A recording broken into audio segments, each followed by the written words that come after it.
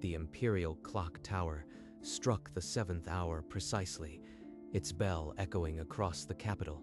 But across the border, a rival tower struck the 8th, 1 hour ahead of Itsuki's standard. Patrols and merchants checked watches in confusion, 7 on theirs, 8 on the rivals. Trade halted, swords drawn. A full hour's divergence. That's no natural drift. Someone has deliberately set their clock against ours. A messenger arrived with the Emperor's command. The Keeper of Hours must answer for the border chaos. I knew this day would come. Time is a weapon, and now someone else has learned to wield it. Itsuki had not always lived in this empire. 4 years ago in Tokyo, he was an engineer who built clocks accurate to the 100th of a second. A press failure crushed him. His last breath cursed the slowness of rescue. He woke in a dusty sundial yard, under the weathered face of Master Taro, who called him apprentice. Now the only man who grasped the weight of a minute raced to the palace, the time war already begun. 4 years earlier, the empire lived by sun and water. Markets opened at the feeling finish naturally. Markets opened at the whim of shadows. Armies marched when priests guessed midday. A grain shipment rotted 3 days at the docks because no 2 dockmasters agreed when noon was. Every loss in this empire begins with the same mistake. Nobody knows when to start. While Taro slept, Itsuki sketched the impossible, an escapement that would not depend on sun or water. If I can build an anchor for the fall of a weight, I can slice the day into equal parts. Time can have a pulse. He stole pins from the temple, thread from merchants, and a broken chisel tip Taro had discarded. What are you hiding, boy? I know the sound of metal on stone in the dark. A different way to measure time. One that won't fail when clouds cover the sun. Time is the gift of the gods, Itsuki. You carve its shadow, not its heartbeat. This work is heresy. Then let the gods condemn me. I will not let another cargo rot or another battle fail, because nobody owns the hour. For weeks, Itsuki worked in secret. He cut teeth into brass, balanced a pendulum, and stole sleep only when his fingers cramped. The escapement, the heart of the machine, clicked into place. A tiny anchor rocked, releasing a tooth at a time. He hung the weight and drew the cord. The pendulum began its first swing, a steady arc back and forth, counting a dead second. It moves without the sun. Every tick divides eternity into a grain I can hold. Taro found him at dawn, the clock still ticking. The old man stood in the doorway, silent and pale. You've done it. You've captured the breath of the gods. No, master. I've only built a mirror for the sun. It will never lie about when to pray. By sunrise, Itsuki had carried the clock to the temple. Priest Helio examined its swinging heart with critical eyes. You claim this contraption knows the hour better than the temple's own celestial charts? Let it mark tonight's sunset prayer. If it fails, burn it. If it marks God's hour truly, then time has a new servant. As the sun dipped toward the horizon, the monks gathered. Itsuki's clock stood beside the altar, its pendulum calm. The minute hand touched the engraved sunset mark. A small bell chimed exactly when the last ray vanished. The heavens have spoken. This is no mere device. It is a divine instrument. Divine or not, it works. Now the world will have to believe. Among the worshippers, a fat merchant with rings on every finger pushed forward. Merchant Vesk had seen enough. Build me one for my trade house. I want every contract signed at the exact same hour. Name your price. Then you'll pay not in coin alone, but in trust. Once this clock spreads, there's no going back. Vesk ordered 3 clocks. The news spread through the merchant guild faster than plague. I've made time into a commodity. Now every merchant will want a piece of it. Itsuki's workshop officially became a clockmaker's shop, but the weight of every promised minute now rested on his shoulders. If every clockmaker sets his own hour, we'll slide back into chaos. Time needs a single spine. He decreed the official hours, and only a licensed clockmaker could build to that beat. A new word entered the merchant tongue, synchronized. In the sundial district, old craftsmen raged. They cornered Itsuki in the street, waving their shadow sticks. I taught you to read light and shadow. You've traded that for clicking gears. You are no longer my apprentice. I knew the cost, but hearing him say it unravels something I can't name. Taro turned his back. The old man walked into the sundial yard and closed the gate. Itsuki stood alone. Sentiment doesn't fill ships on time. Form a guild under your name.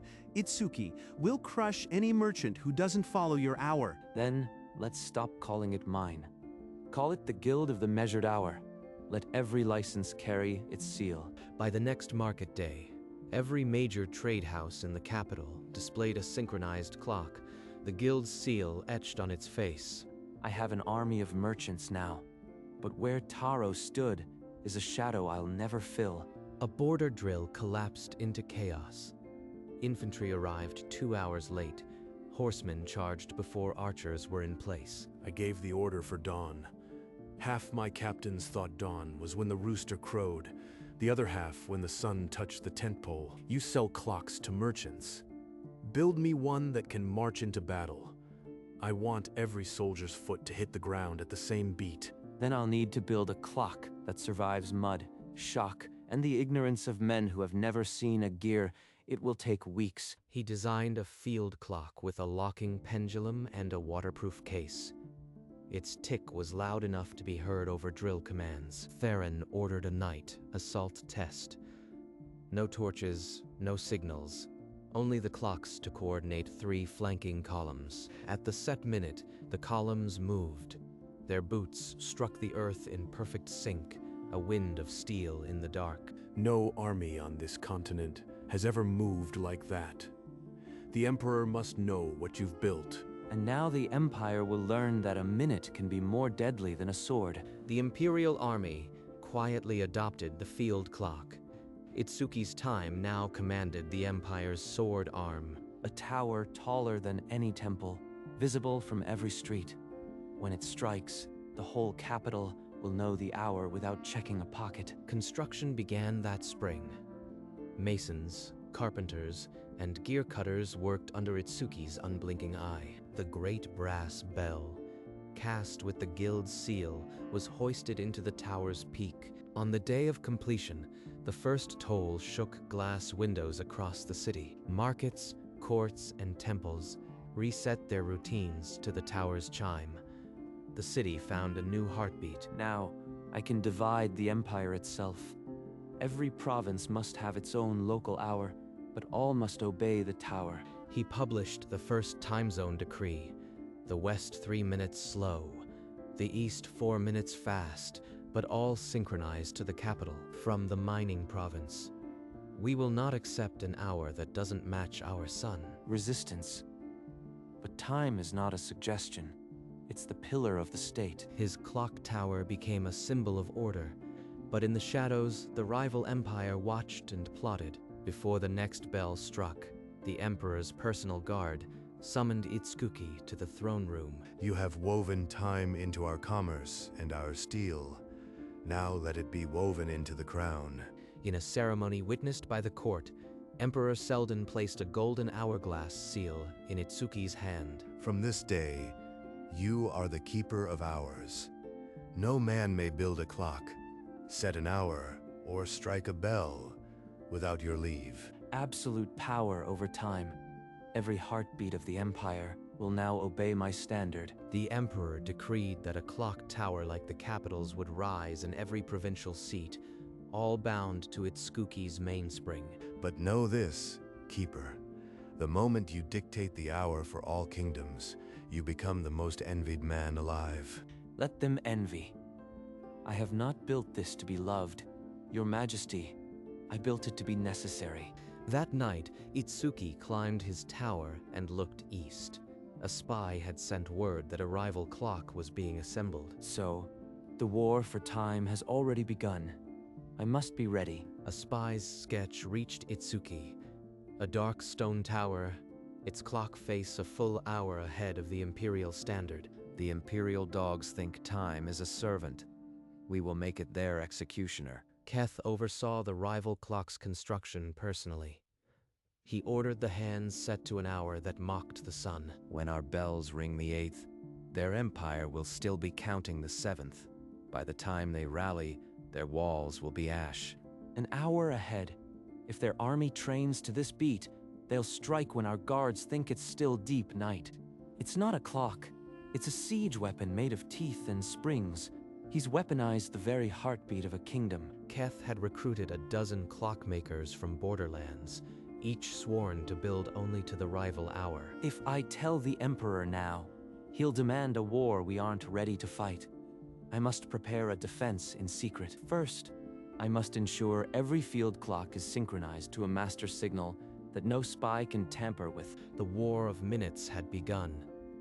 Itsuki would not be the first to strike, but he would be the one who owned the last second. At the contested border, a heavily laden trade caravan was halted. The rival guards pointed at their tower, its 8th hour ringing. By their time, the caravan was late. They demanded a tax of 1/3 of the cargo or the right to seize all of it. The rival governor's proclamation. Henceforth, all trade through these lands must follow the hour of our tower. The guilds are furious. The army demands action. Tell me, Keeper of Hours, why do our enemies now control the very beat of their swords? Because they appreciate what I gave you first. Time is a weapon. They are sharpening it. They are sharpening it. Then you will disarm that weapon. Swear to me that within a month, our borders will answer only to the Imperial hour, or I will find another keeper. I swear it, but I will not just disarm their clock. I will make them hear ours louder. The Emperor has given me leave to act. Now I can turn my hidden preparations into the Empire's salvation. Keth believes he controls the minutes. He has never fought a man who builds them. That same night, coded orders went out to every province. The Empire began to move not to a new hour, but to a single, secret rhythm. A coded message from border spies gave the exact minute of attack. The rival's dawn, 3 days hence. 3 days from now, at the rival's dawn. That's an hour before our sun even touches the horizon. He carried the evidence to the War Council. Maps, intercepted timetables, a captured rival watch set to Keth's hour. The council dismissed him, a clockmaker's paranoia.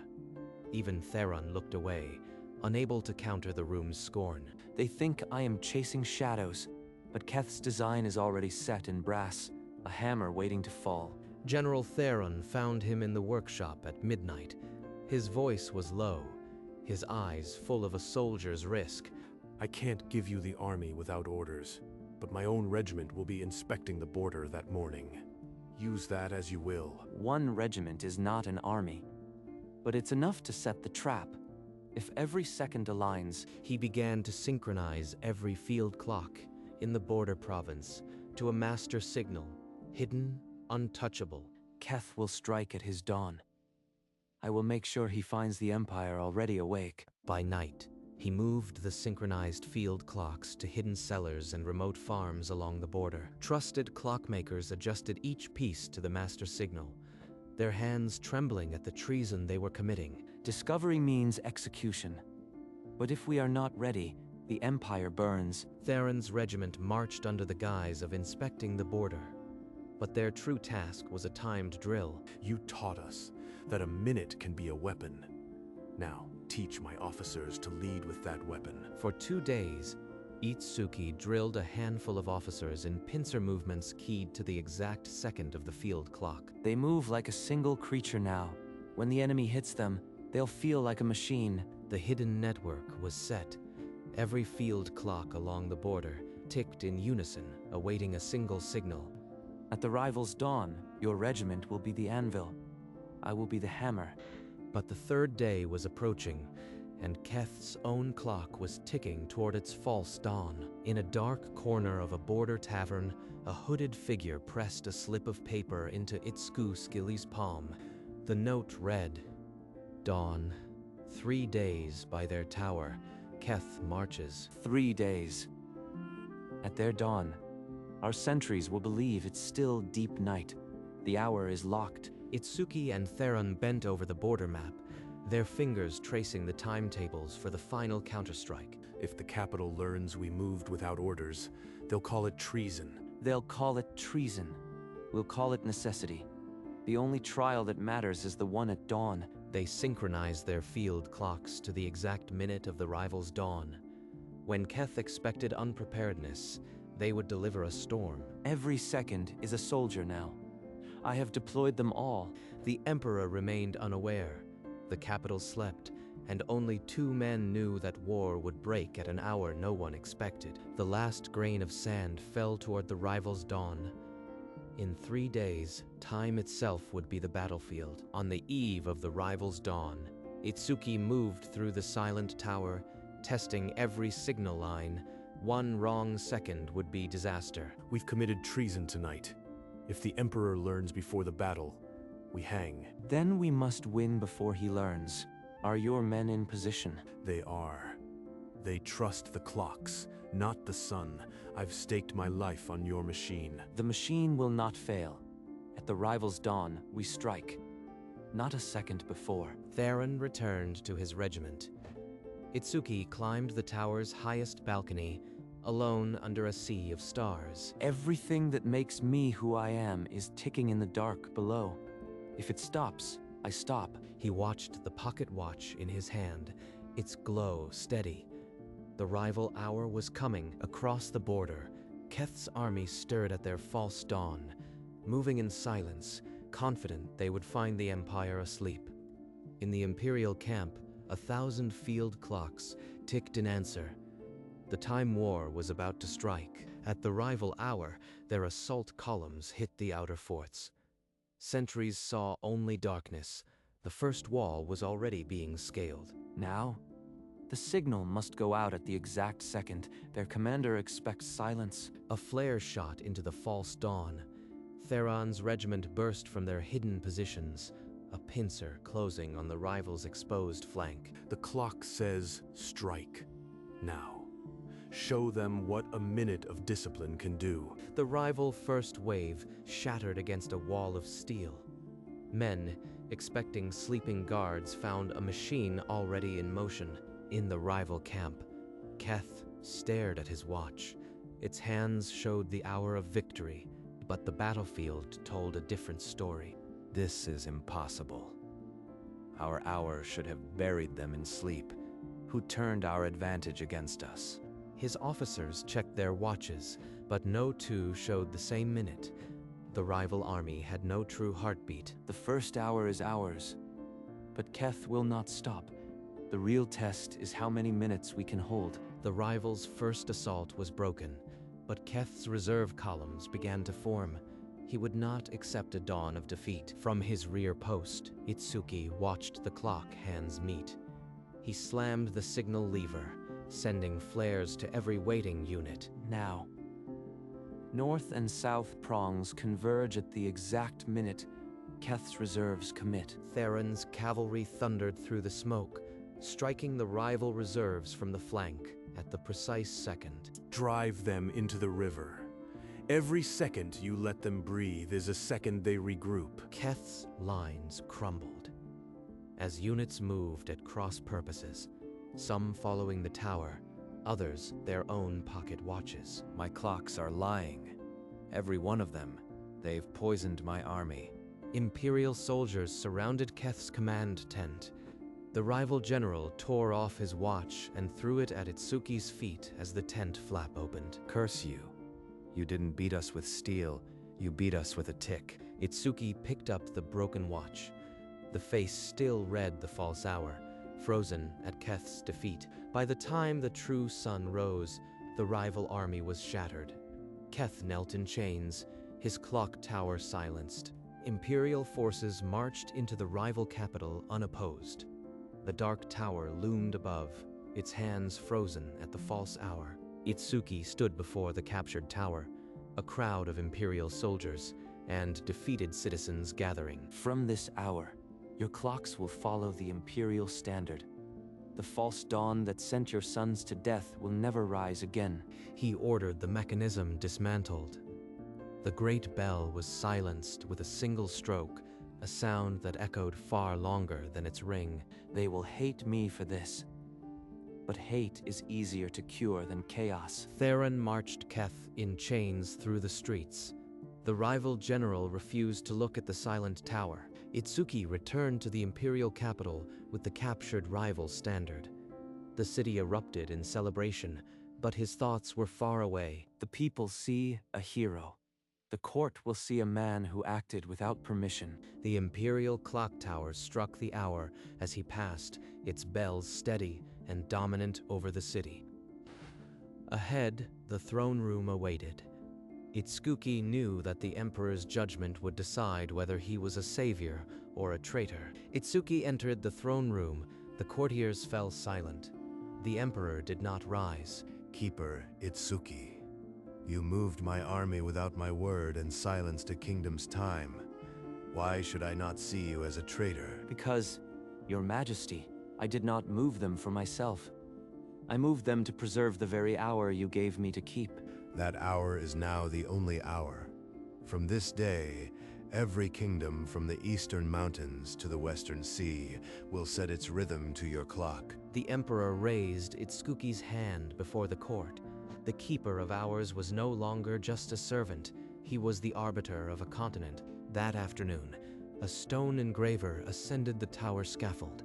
Word by word, Genius, appeared on the great stone. The tower bells swung, and the first note of the new age shook the city. Every steeple, market, and gate answered to that single strike. This is not power I sought, but it is power I will not waste. By nightfall, the word genius was carved deep.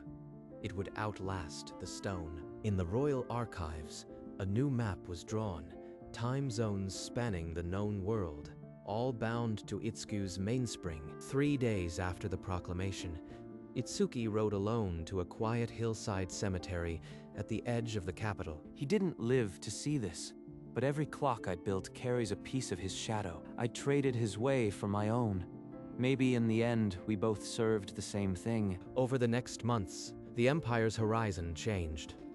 Near every major city, a clock tower now rose. Caravans moved on schedule, armies drilled to the exact second, and the empire grew into a rhythm no invader could disrupt. Itsuki often stood on the tower's balcony, watching the city that now lived by his design. It's strange.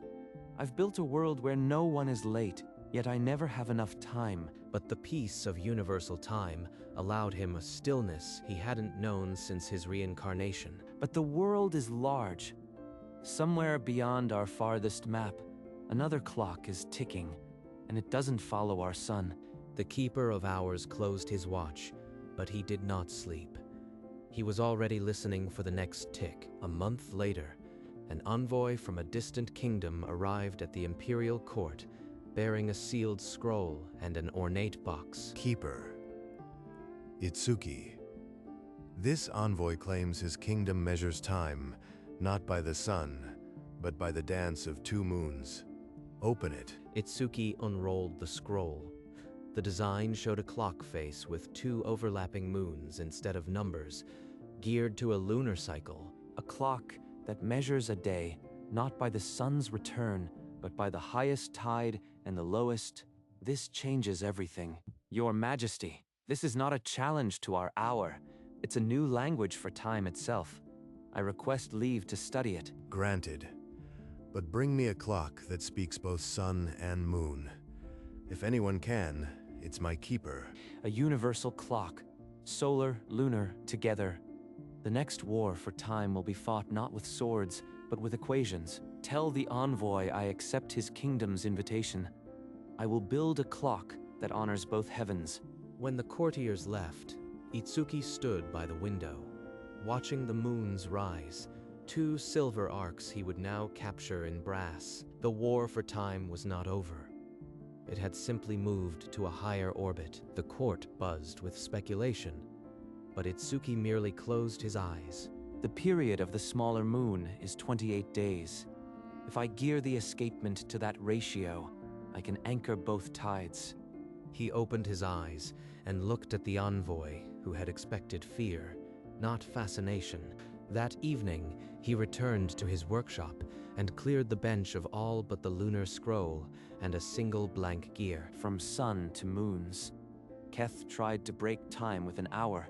This kingdom offers to remake it with a month. His tool touched the brass, and the first cut of a new escapement began. I am not the master of time. I am only its first student, and the lesson never ends. Outside, the Imperial Clock Tower struck the midnight hour, the sound carrying over the sleeping city. Every strike is a promise I made. I'll keep it, across sun, moon, and whatever they bring next. The Keeper of Hours placed his watch on the new gear, aligning it not to the sun, but to a future only he could build. Years later, the great clock tower still dominated the capital, its hands sweeping the hours without fail. Below, caravans rolled through the gates at the exact scheduled minute, while regiments drilled in perfect lockstep across the fields. Itsuki stood atop the balcony, his pocket watch open in his palm, its steady glow catching the dying light. People believe I own time. They're wrong.